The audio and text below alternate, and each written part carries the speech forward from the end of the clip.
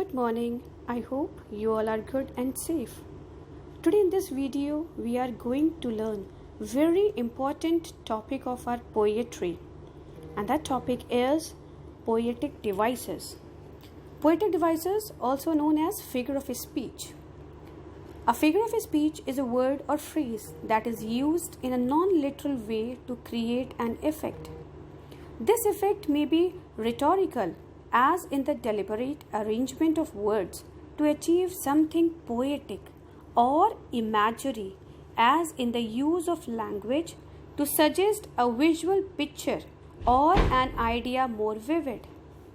Overall, figure of speech function as literally devices because of their expressive use of language. Words are used in other ways than their literal meanings or typical manner of application.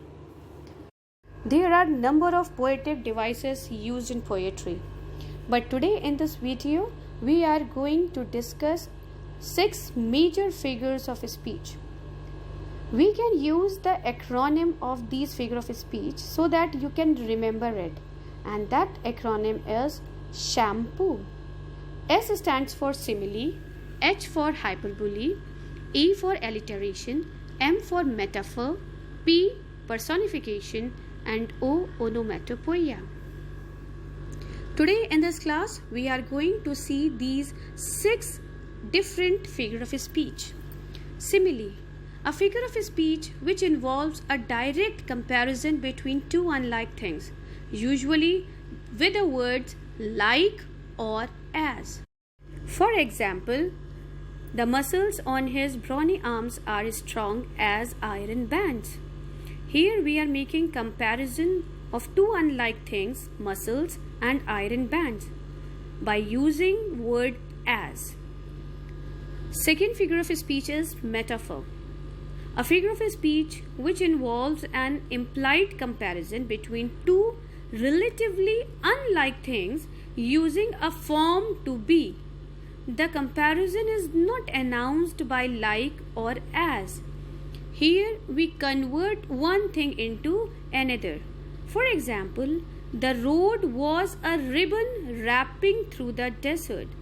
Here we are comparing road with the ribbon wrapping things, right? So here figure of speech is metaphor.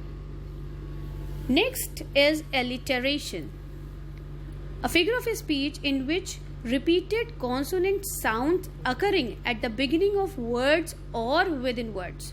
For example, she was wide-eyed and wondering while she waited for Walter to waken.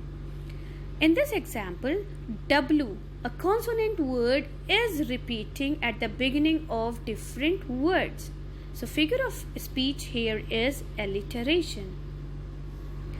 Assonance, a figure of speech in which refrain of vowel sounds to create internal rhyming within phrases. For example, on a proud round cloud in white height night. See in this example, out, OU, proud, out, round, cloud. OU is repeating and these are vowel sounds. Similarly, white, height, night. Here vowels are repeating, and in such case we have assonance figure of speech.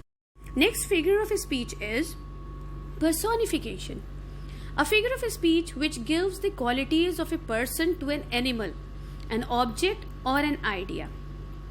The wind yells while blowing. Wind cannot yell as it is a non-living thing, but we are giving living feature to non-living thing, and here we are giving the quality of yell to a wind, right? So here figure of speech is personification. Next figure of speech is onomatopoeia, the use of words that mimic sounds, a poetic device in which we use original sounds of anything in our writing, any poem or any sentence. Then figure of speech is onomatopoeia. For example, the firecracker made a loud kaboom. So kaboom is the original sound of firecracker.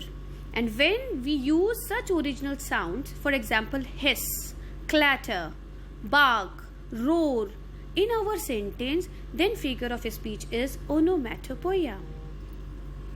Last figure of speech of our video is hyperbole, an exaggerated statement used to heighten effect. It is not used to mislead the reader but to emphasize a point. For example, she is said so on several million occasions.